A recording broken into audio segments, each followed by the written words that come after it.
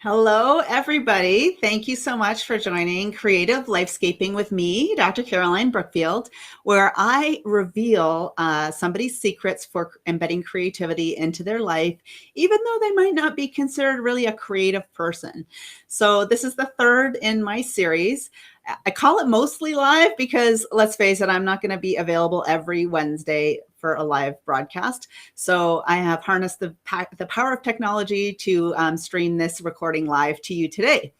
And I am so excited to introduce our guest today. So Dr. Sarah Boston is going to join us today. And welcome, Dr. Sarah Boston. Thank you so much for having me.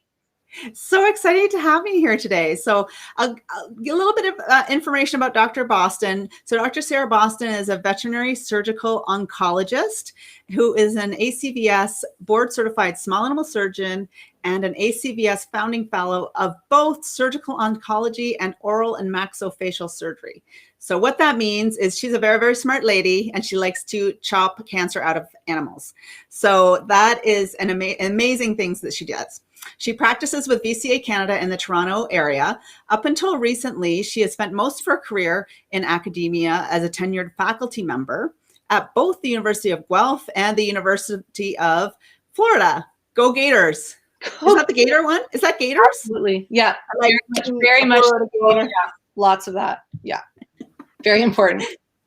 Dr. Boston is also a best-selling author of the book. It is an amazing book, and I definitely recommend you pick it up. It's a fantastic read called Lucky Dog, How Being a Veterinarian Saved My Life. She's also one of the creators of The Cage Liner, a satirical online newspaper for veterinary professionals. Her newest passion, which we share, is stand-up comedy. And in the fall of this year, she will be studying comedy performance and writing and working as a surgical oncologist. So that should work, right? Yeah. She believes everything's fine. Right? Yeah, it's fine. It's all good. It's like that meme where the dog's sitting in the house and it's burning and it's just like, everything is fine. Yeah. Yeah. I'm like, people work and go to college, right? Like, that's a thing. It's probably easier than, doing your full-time job. We'll see. Yeah, time is going to tell. Yes. I'm very excited though. Yeah, time will tell how it goes. And Dr. Boston believes that veterinarians should laugh more, and I am totally on the same page with her on that one. So a little bit of background about me and Dr. Boston, which is funny. So when I was in my final year of veterinary school at Guelph, she was an intern. And so we worked together in the summer because I was a summer student there. And now fast forward, how many? We don't even want to say 24 years. Well, 25. I guess it depends where you start, but I graduated. Yeah, I graduated in 97, so it'd been 96. Yeah. Yeah. Yep. Long time ago. Yes. And who would have seen us talking about stand-up comedy and creativity back then, hey? Yeah, it's cool. I think it's really cool. Yeah. That we both.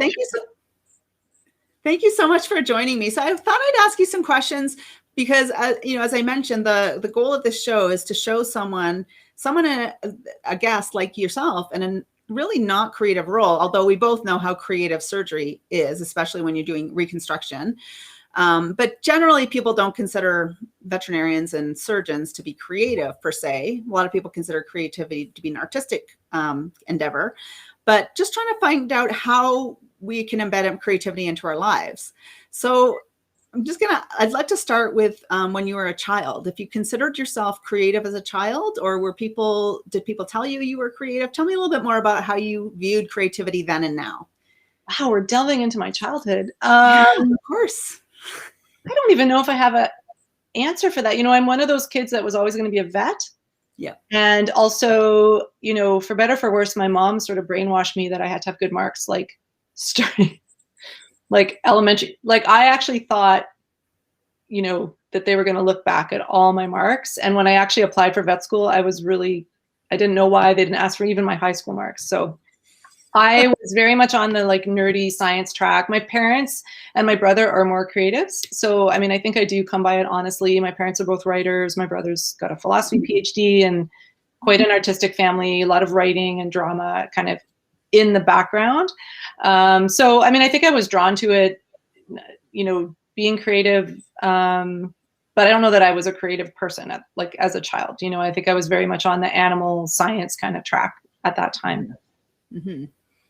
And so fast forward to becoming a vet and how you've embedded that into your day, like how would you define creativity now?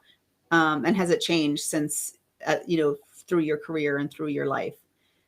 Yeah, I think creativity kind of comes in a lot of different ways for me. So, I mean, definitely as a surgical oncologist, that's probably why I was drawn to doing that, because there's so much reconstructive surgery and trying to think outside the box. And not every surgery, but many of the surgeries are different. And you're like, oh, I got to think, how am I going to fix this problem and what am I going to do? So I think for me, for better, for worse, that was what drew me to the discipline. I think my life would be easier and I'd actually have a lot more money if I did a lot of TPLOs, which are the surgery, this is the most common orthopedic surgery for cruciate disease. And I did know how to do that surgery at one point, but I just, for me, I don't really enjoy it. I wish I did, actually. I think my life would be better if I liked that. But I think it's the creativity of surgical oncology that, and then in my career as more of an academic and still now, like I do a lot of public speaking and, even I don't know if you remember this, but as an intern, we had to do talks and like I was chastised heavily because I had a lot of jokes in my talks and I was told, you can't do that. You have to do it straight. And then through my residency, I was told that you can't do that. And I kind of just refused because I was like, yeah, I can do that. And like, I mean, I think it's been proven now, at the time it was like, oh, you can't put a joke in. I'm like, those are so boring, those talks that people are so lifeless. There's no storytelling. There's no emotion. What could you actually retain from that? Sitting there listening to someone just crank through a PowerPoint. So at the time, I always sort of had my own jokes that I would throw in. It wasn't like a joke a minute, but I always and I used to say that if I was doing a PowerPoint presentation for anything, like I would start with the jokes, like, okay, this is funny. I'm going to put these into my talk. And then I would like bring in the content, and you have to have both. You definitely have to have both. It can't just be like a comedy show. If you're speaking at a conference, there needs to be content, but I mean, I don't need to tell you this, but it's been proven. Like if you attach what you're trying to teach to an emotion, it doesn't have to be laughter. It can be sadness, just an emotion. The retention is so much better. So, yeah, I mean, I had a little bit of that, maybe not making me the most popular ever with some of the faculty at the time, but that was just my personality. So I was just going to do that. And then, I've been thinking about this a lot recently, just I think problem solving. I think that's somewhere that veterinarians really need some more creativity because, I mean, this is just an example that's really top of mind for me. And I'm not an emergency veterinarian, but I work with emergency veterinarians and our profession is really struggling right now with all the pandemic puppies and just this, like, suddenly there's so many pets and we were already a bit short-staffed and we were already kind of struggling a little bit. And it's just kind of been, this huge dump of work and not enough veterinarians to handle the work, and then a different workflow because of curbside medicine. But it's very frustrating for me to watch veterinarians not look for creative solutions, So, I'm doing telemedicine, which I absolutely love. It's a way to connect with clients and a way to see them, but it's actually a way to also have a boundary where I can say bye-bye and close the laptop and not get stuck in a room with someone or feel like they're going to touch me or say something weird or, so I actually quite enjoy my telemedicine time. But like most veterinarians I know through all of it, and I don't know what you've been doing, but so please don't take this the wrong way, but most veterinarians I know through all of curbside medicine have had the animal, like the owners in the parking lot. And then there's like, we're short staffed, but we use up a technician or an animal care attendant to stand there and hold the dog while you talk on the phone. And I'm like, this is so inefficient. And we're like, we don't have enough staff. I'm like, well, why are you using someone to stand and hold a dog for an hour? I can't I'm like, let's be creative. And there's all these companies, all these tech is coming in with like, they're trying to help us, but we won't be helped. We're just like, nope, this is how I do my consults. And I'm like, it's not, millennials don't want it. Gen Zs don't want it. They don't want to talk to you on the phone. That's the last thing they want. So that has been, someone who leans towards being creative, like watching that is just very frustrating for me because I really want to help people. And then with the emergency doctors, like, there's clients waiting in their car for 6 hours or like, you hear all these stories and I'm like, I don't know, teletriage, like people could be working at home. We could have veterinarians working from home, teletriaging out to clinics to figure out what these animals need. And like that actually makes me crazy. Like, I'm like, why can't we do that? Why can't we coordinate within a city? There's usually more than one emergency hospital, or there's urgent care. Like, we need to get this together instead of, because it's turning into like, solution one is like, work everybody to death. People are quitting, crying. Animals aren't getting enough, like the animals in the hospital, there's not enough people to take care of them properly. So like that's, but everyone can come in, but they might have to sit in their car for 6 hours. And then the other solution is some emergency clinics are saying like, we're gonna like close our doors until we can catch up, which completely makes everyone angry. And you know, the reviews are horrible for that too. And I'm like, there's more than two solutions. And like, that's where I feel like, let's try to, like, that's where the creatives need to come in and look at these things. Because veterinarians, I think, can be very like, no, it's like, I can't see another way. Like, this is how it is. And we've always done it this way, which is one of my least favorite expressions. It makes me crazy.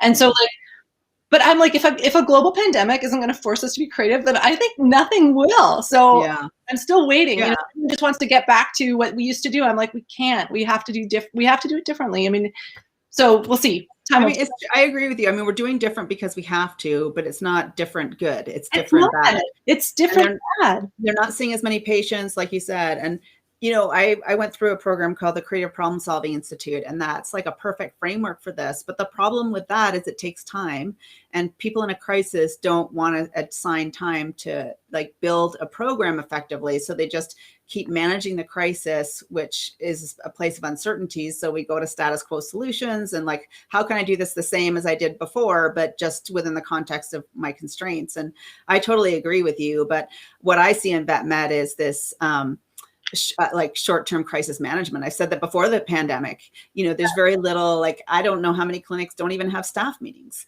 right? They don't even have, like, they don't have a strategic plan. There's no marketing plan. So I think all of that kind of comes together as a huge deficiency in our profession, as far as we can't just wait till someone walks in the door and treat it like we did, you know, 20 years ago, and just do what they need to be done and then send them out the door. We need to actually look at a bird's eye view of what do we need? Like you said, where does triage fit in? Where does telemedicine fit in? How can we just support staff more effectively? And, you know, and it's because we can't, like, there's certain limitations to telemedicine, of course, but there's so much that we could take off of the plate of the emergency clinic, for instance, by, you know, someone calls in with certain symptoms for their pet and they're teletriaged, then they can say, you know, more than likely the treatment plan is going to include this.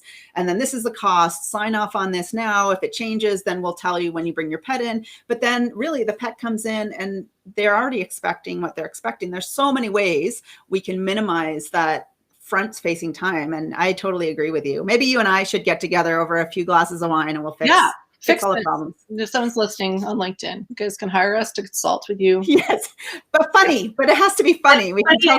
Yeah, it has to be funny and creative. But yeah, no, I also think like there's almost this weird hostility I hear. Like, if someone is coming to the emerge, but like the dog has a problem, but it's not like dying, right? Like, it has an ear infection. They can't get into their vet for 3 weeks, which is a whole other thing that I'm like, I don't know, when I was in general practice, we had emergency appointments, like, because things happen, you know, and you don't plan for your dog to have an ear infection. Like, so I'm like, we need those spots to be saved. And like the vaccinations are going to have to wait longer. And, you know, I know that's all important, but like, you can't leave a dog with an ear infection for 3 weeks. But then when I try to go to emerge, it's almost like this kind of low grade hostility, like, well, you're going to wait, you know, because you're not that important. I'm like, well, for that only, because it's shaming of the client. They're like, you should have had this dealt with sooner, or like they actually can't. Like, and so I don't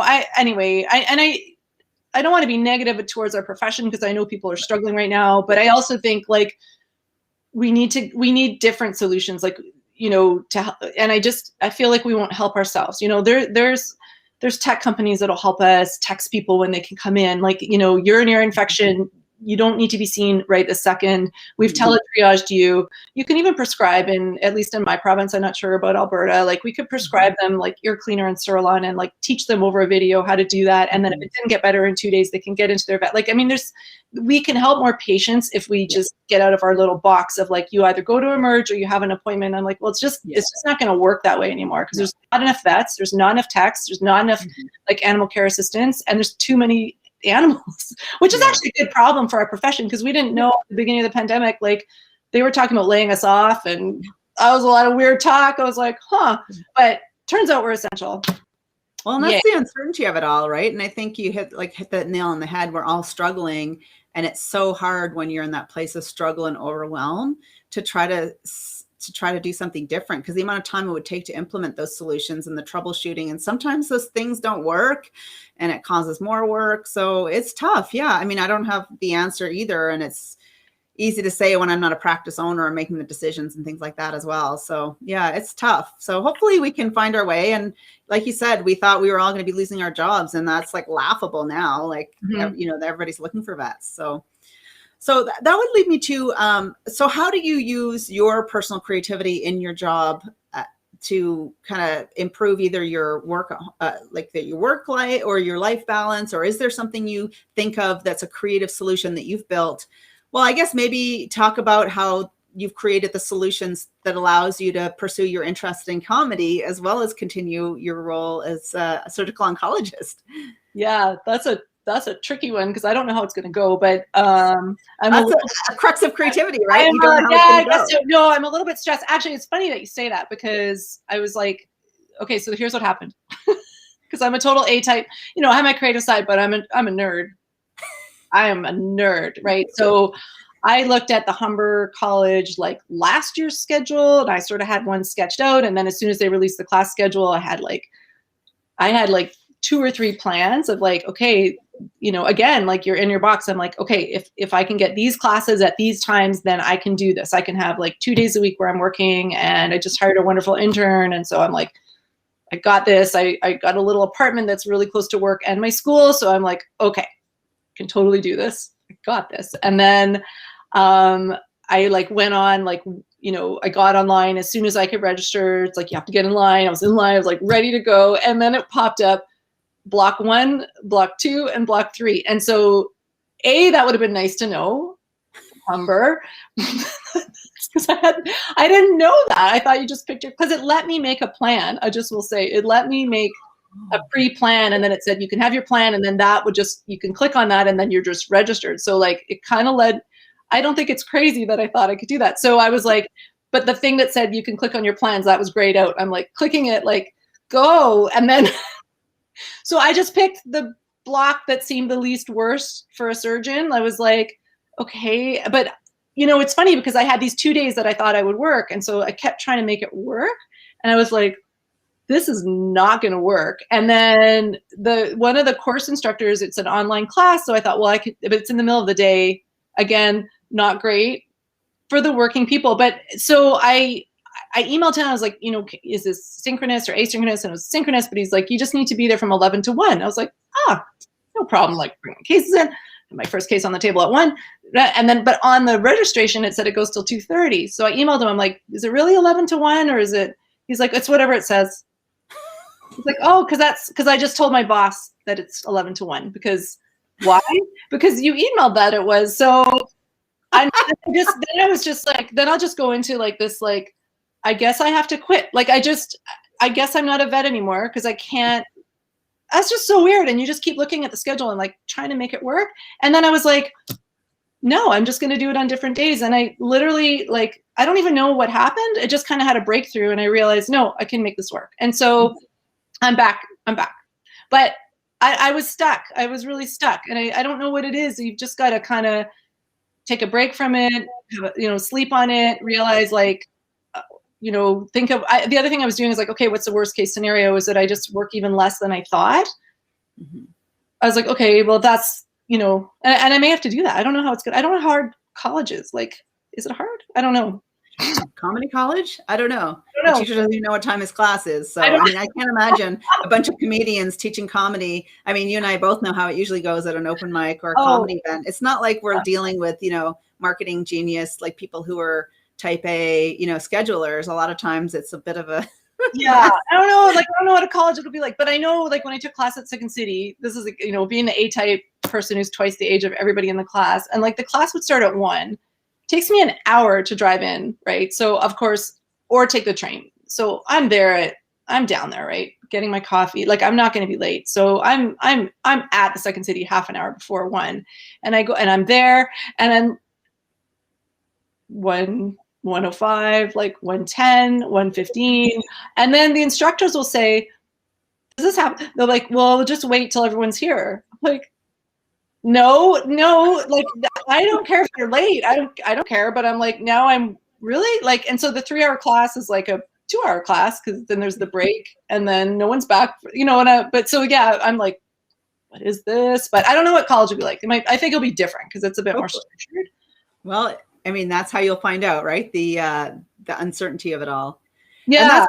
And that's one of the things that is difficult about creativity. And that's one of the what I'm passionate about sharing with people is people who get to a level of success in their career, who are probably mid-career like you and I.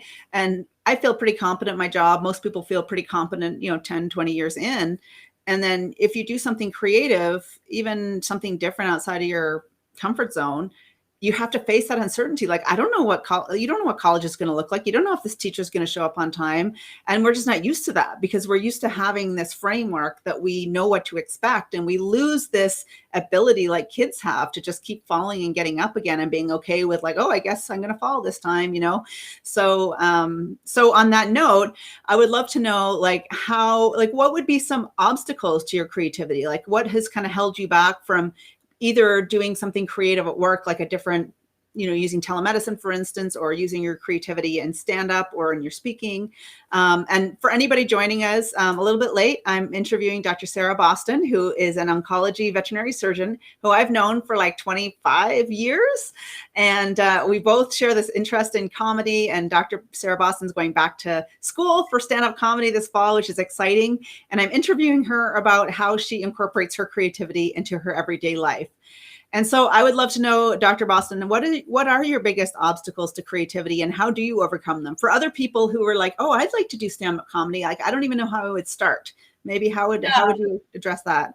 I would say, like, a big, because I'm also a writer, and I think a big obstacle to my writing, or like writing stand-up or any kind of creative, is, this is going to sound really lame, but like, if I'm overtired or overstressed from work, I can't get myself into that space. And so I'm a little bit worried about that. Like, because sometimes I'll be like, okay, this afternoon I'm writing stand-up jokes, but it doesn't always work like that. And when I wrote my book, it was the same, because I was working, like, I was working the whole time I wrote. I don't actually know how I wrote a book when I was working full time. Yeah, I don't know either. I don't know how that happened, because now I'm like, I want to write another book. I'm like, okay, I'm going to, like, well, this is I have 2 hours right now, and I'm going to be creative right now, and I'm going to write really funny, going to do it. And it just, I find for myself, it doesn't work that way. And I know you're supposed to get up in the morning and write the morning papers. I'm not good at that either. Like, and it's really more like, I have these moments of like, oh, this is a good joke, or this is funny, and I'll write it in my phone so I don't lose it. But I do find that's one thing I really struggle with, is like,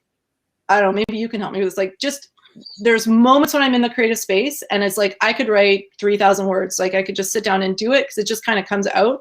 And then there's moments where I'm like, well, no, but this is my time to be creative, and I got nothing. And I'm like, and then it's frustrating, because I'm like, but I have to work, and I have to do all these things, and I'm not gonna be able to get back into that space. So I think for me, it's just having that relaxation to kind of get into that creative mind space, and whether that's taking a holiday, or getting enough sleep, or just getting away from some of the stresses that we have as veterinarians. I think I struggle with that. So, I mean, being tired is not really a good answer, but I think it's more just kind of finding that, like, I'm funny right now, or I'm creative right now, or I want to write. Because I find, like, I still do quite a bit of like scientific writing and speaking, and probably too much, but I can't say no. So I'll do that to work, and then I want to do my writing work. But I find another obstacle is, like, I've got a deadline for this and a deadline for this, and I'll keep saying yes to things, but then I don't make space for the things that I want to do. And it's because it's for me, and it's goofy, right? Like, it's like, I'm not ready. It feels frivolous. A lot of people think it feels frivolous to do that. Yeah. So I'm like, but I told clinicians brief, I'd write an article for them. And so I need to get that done. And so, but then I'll push other things aside. And so I need to be better about that. You just made me realize. Yeah, I think that definitely aligns with the research in people being creative, and even the history. Like if you look at the history of creatives, like they worked like 3 hours a day, and they did a lot of walking, a lot of thinking, and we're trying to blend these two art and science worlds together. Where this like get it done productivity. I was in the middle of listening to a podcast with Brene Brown and Charles Duhigg. I don't know how to say his name. He wrote Smarter, Faster, Better, talking about how productivity is not about getting things done. It's about doing the right things. And, you know, your comment about having that space is so important, yet we feel like it's frivolous. And, you know, my theme for this month, actually, which is fortuitous because you didn't know this, but the theme for this month is daydreaming, which is one of the critical pieces of creativity. And we think that it's a waste of time, you know, wool gathering, la la land, you know, out space cadet. But without that daydreaming, we can't make the space. So I think we all expect this inspiration. We know we need creative solutions in our world. And this goes back to even how veterinary medicine manages the crisis. We want inspiration, but we don't want to put the work in. It's like wanting a hot body without wanting to do push-ups, you know? So I think like your comment is very astute and very true to the data and the science around how do we become creative? We need that time and space. But how do we create that? So when you get into those modes where you could write 3,000 words, what are the common factors? Like, what do you find you're like, oh, if I could repeat these factors, would there be anything, or is it random? I don't even know. I don't actually know. I wish I knew. I mean, I think it's generally if I'm rested or I've had a bit of a break. I think, you know, I've talked to you about my dog. I'm sorry, you know, I lost my dog, and through the whole pandemic, like I would walk him, and I always been a big dog walker, but then, you know, the pandemic, there was nothing else to do, and I loved it. He was so good. He was off leash, and he just hung out, and he was such a cool dog. And so like I just walked in the woods with him, and I think that did help me. Like it did kind of put me into that, you know, I mean, sometimes I would walk with my husband, and sometimes I just walk by myself with my dog. I mean, not by myself, but just with my dog. But that's quite meditative, you know, and I do a lot of biking now. I used to feel guilty biking, like leaving the dog all day and biking, but now I bike. So I'm biking more now. And like, I think getting into that kind of like, whether it's the exercise or just the methodical kind of meditative state. And like one of my true like guilty pleasures in life, and it's so cliche, was like taking my laptop to like a coffee shop and like writing. I'm a writer, but I actually wrote like probably half of my book at a Starbucks or at a coffee shop. And it's like $5 for some milk, or, you know, it's ridiculous. It's absolutely ridiculous. And I know that, and I don't care because I like it. And I think for some reason, the din of the Starbucks, people like just talking and that kind of background noise. I don't know why, because I actually don't like noise, but that noise for some reason, I was like, it was just really good for me. And I miss that actually, like with the pandemic, I probably saved a lot of money. But I miss that kind of, and it's a waste of time. You know, it's a waste of time and money. You know that, but I don't care. I like it. So yeah, those are things. Well, it's funny. So don't feel bad, because I listened to a podcast. I can't remember his name. He does a lot of work on ADHD. I could find it, but he talked about writing a best-selling book, and he finds he writes well in a plane. And so he actually, for one book, he booked a return ticket from like New York to Tokyo, business class, flew to Tokyo, had a shower in the lounge, got back on the plane and flew home. And people were like, he's like, I got a best-selling book. I wrote an entire book on the plane. It was totally worth it. So don't feel bad about your $5 Starbucks. It's cheaper than a business trip to Tokyo. Yeah, that's amazing. Although I had the opportunity to go to Japan, and they flew me like to speak, and they flew me business class. And I was like, it felt like a holiday. Like, oh yeah, it's outrageous. Like it is, I don't usually fly first class. It's outrageous how much, in case anyone's wondering if it's better, it's so much better. Like it's so much better. It should be criminal. It was so good. And I was like, so happy on the plane. I was so happy. And I actually, like when I used to fly to speak at conferences, I would do a lot of my just tinkering with my slides. Like I wasn't the total last minute. Like I'm too much of a nerd to be, I've seen people at conferences and like they're out drinking and they're like, better go work on my talk, which I think they're lying. Mm-hmm. Totally. I mean, started it. I'm like, you're lying. But anyway, that's never been me. Like I would never do that because I'm too nerdy, but I tinker and play and move around. And I loved doing that on the plane because it was like, I can kind of see his point. Like you're stuck there. There's not much else to do. Yeah. You know, if you can't sleep, and it's a thing to do, and it is kind of creative. So it's forcing you to have that space with no distractions. Yeah. And now like when I'm speaking, I'm like, oh my God, like I miss that time, because that like 4 hours on a plane and time in the airport to kind of finish your talk was really nice. And now with everything on Zoom, like you're like back to back. Yeah. Well, I love what you said about walking and biking too. And funnily enough, like another like fortuitous segue. Thank you, Dr. Boston. Also, if you are joining us, we're wrapping up in a minute here, but you can connect with Dr. Sarah Boston on her website, drsarahboston.com.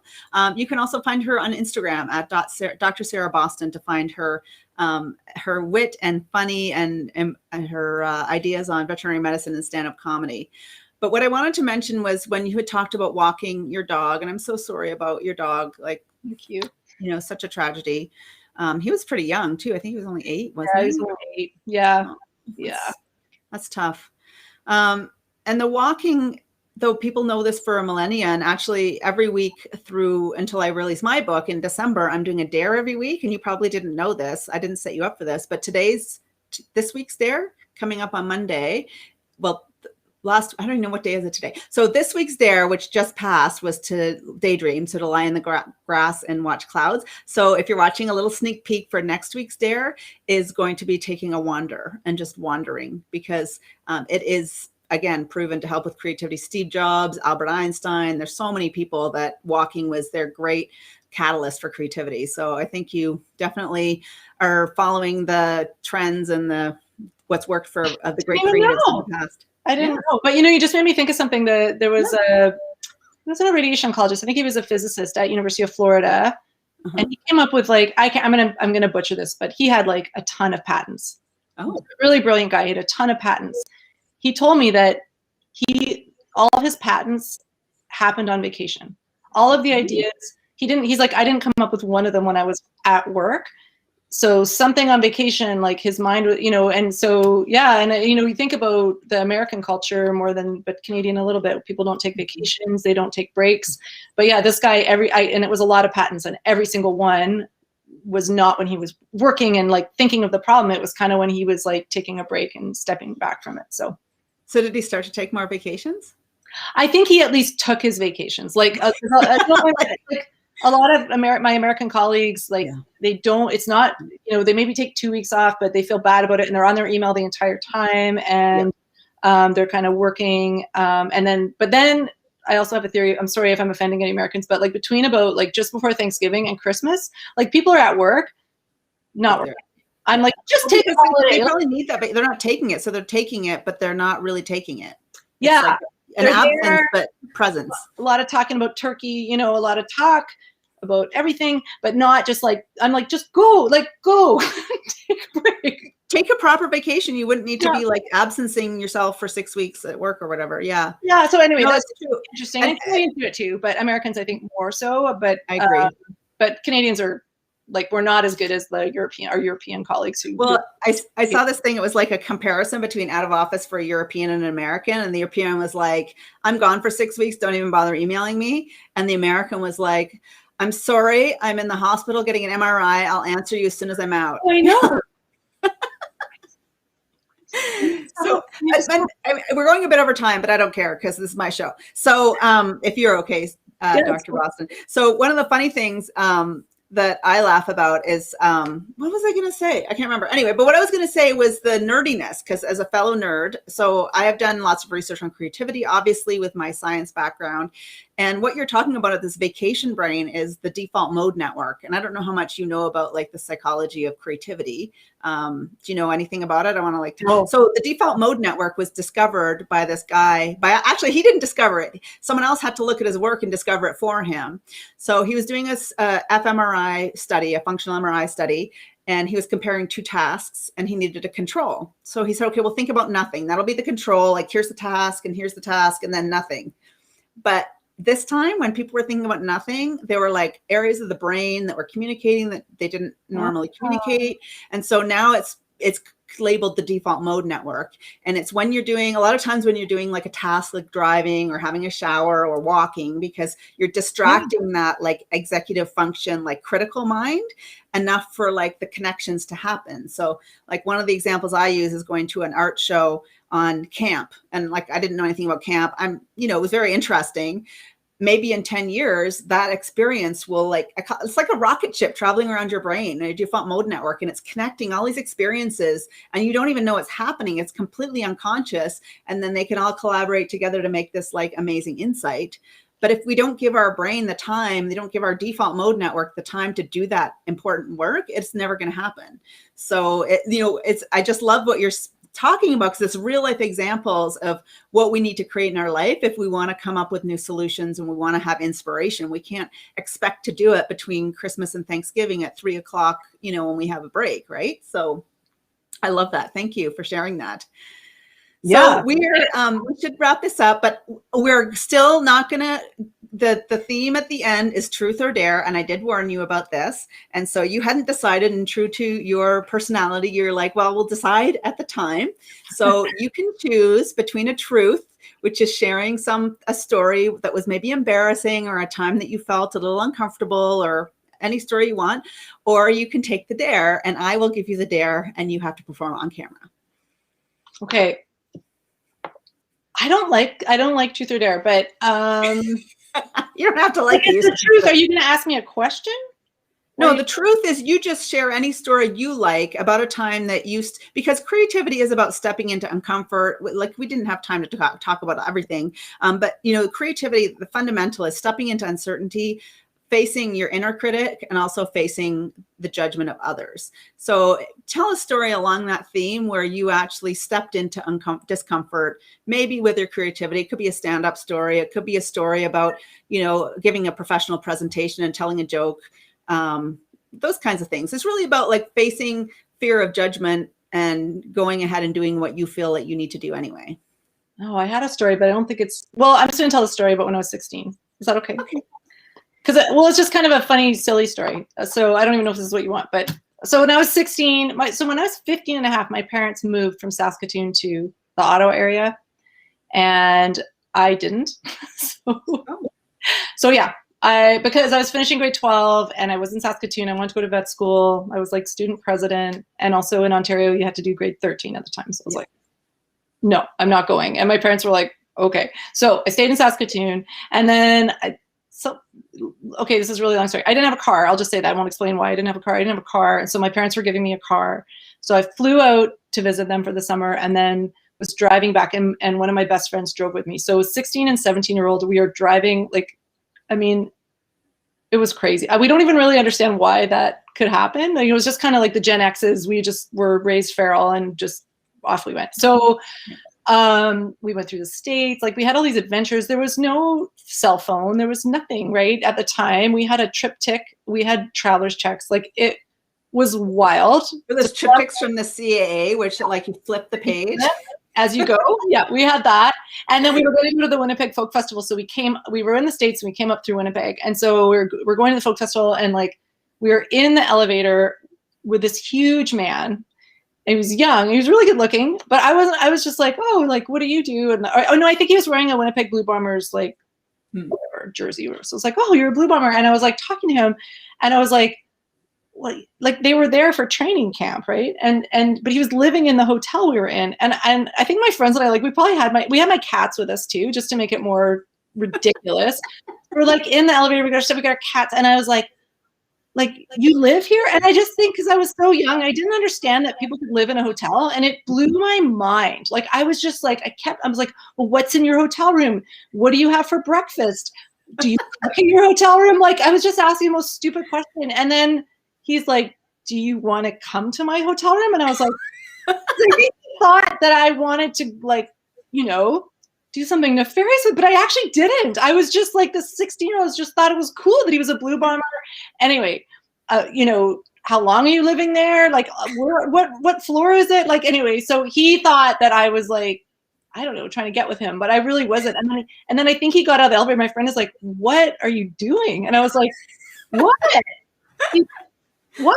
I was like, I just didn't ever know that anyone could do that. I didn't know that. So anyway, that was my silly story. I was just thinking about it. Silly. Visiting my I love it because it's this judgment around curiosity. Why can't we be curious? I was just curious. There was no game. There was nothing. I didn't want anything from him. I just was people do that. Now I know that, but I didn't know that because I was 16. It's funny. Well, curiosity is the C in my dance acronym for creativity. So that's the There you go. playlist, your creativity. So on that note, it has been so lovely reconnecting with you and learning more about your creative side and how you incorporate that into your vet work. You can find Dr. Boston on Instagram at Dr. Sarah Boston. You can also find her on her website at www.drsarahboston.com. Is that a Gen X thing? I don't think I'm supposed to say W anymore. I think it's just Dr. Sarah Boston. Just say it. No, I don't know. It's fine. I'll forgive you. We're both Gen X. And can you imagine there's like a parent saying, oh yeah, I'm sending my 16-year-old without a cell phone to drive across the US with her friend. But it's okay. They've got a binder with like the it's highlighted and where the Cracker Barrels are. There's a lot of strange things ensued. I'll just say that. But we were fine. You know, in the end, we're fine and figured it out. But I learned that on July 4th, hard to get a hotel room. Oh gosh. I know. Well, see, you know what? And that's maybe part of what we need these days is we don't step into uncertainty because we have everything at our fingertips. We're not willing to step into that uncertainty or risk failure and realize that most of the time it kind of works out. So I think that's a great lesson to end on.